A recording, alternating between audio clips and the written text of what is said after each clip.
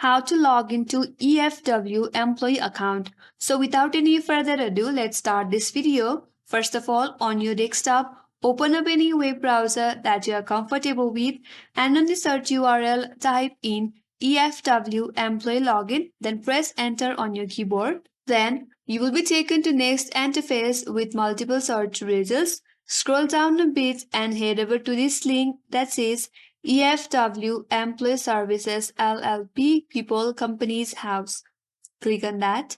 Now once you get to this interface, just above the search bar, there is an option as sign in and register. So click on that link. Now you will be directed to sign in page. Here, first of all, enter your email address and under that enter your correct password.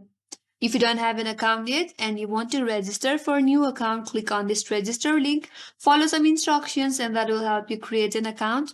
Or if you have forgotten your password, there is a link as well that says forgotten your password. Click on that, follow some instructions and that will help you out to recover your password. Once you're done typing in your email address and your password, click on sign in button. Then on the next page, you will be successfully logged into your account if you have entered the correct login information.